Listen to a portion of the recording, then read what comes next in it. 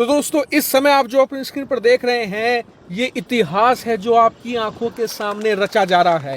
आप भारतीय इतिहास की सबसे अद्भुत टेक्नोलॉजी को देख रहे हैं। जिन्हें अब भी नहीं पता उन्हें बता दूं, ये भारत का पहला स्टेल्थ हथियार है जो आपकी आंखों के सामने उड़ान भर रहा है।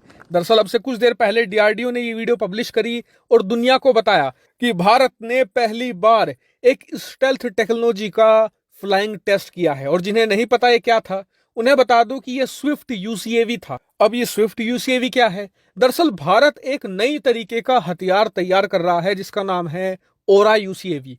ओरा एक खास तरह का ड्रोन होगा जो स्टेल्थ होगा, मतलब दुनिया का कोई रडार इसे पकड़ नहीं पाएगा। उदाहरण के लिए अगर ये पाकिस्तान की राजधानी इस्लामाबाद के ऊपर उड़ता रहेगा ना, पाकिस्तान पता नहीं लगा पाएगा कि उनकी राजधानी के ऊपर एक ड्रोन है जो हथियारों से लैस है। और ये किसी भी दुश्मन देश की सीमा के अंदर घुसकर उनके सारे रडारों को धता बताते हुए दुश्मन पर हमला करके वापस आ सकता है। दुश्मन को भनक भी नहीं लगेगी।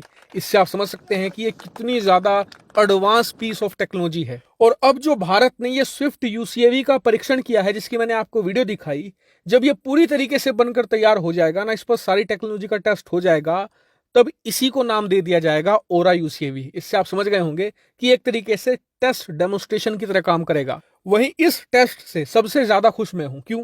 क्योंकि मुझे याद है कि पिछले 2.5 सालों से लगातार मैं आपको इस ओरा और स्विफ्ट यूसीएवी पर अपडेट देता आया हूं। जब भी मैं आपको ये बताता था ना कि 2022 में आप इसे उड़ता हुआ देखोगे, आप जाकर वीडियो अभी भी चेक कर सकते हो, सारी वीडियो वहां मौजूद है। तो 70 से लेकर 80% कमेंट ये आते थे कि खबर गलत है। ये ओरा यूसीएवी तो 2027-28 तक बनकर तैयार होगा, लेकिन मैंने कहा था कि ऐसा नहीं होगा, 2022 में ही आप उड़ते हुए देखोगे। और आज मैंने ये आपको उड़ते हुए दिखाकर अपना वादा पूरा कर दिया है। एक वादा और करता हूं कि मैं आपको लगातार पिछले 2-2.5 साल से बता रहा हूं कि 2024 तक, यानी आज से लगभग 1.5 साल के बाद, आप एक एमका लड़ाकू विमान को उड़ते हुए देखोगे। मैं आपसे वादा करता हूं कि 1.5 साल के अंदर मैं आपको ऐसी ही वीडियो दिखाऊंगा एमका लड़ाकू विमान के उड़ान भरते हुए। इस वीडियो को सेव करके रख लीजिएगा। वही ये टेस्ट भारत ही नहीं पूरे एशिया के लिए इतना महत्वपूर्ण क्यों है?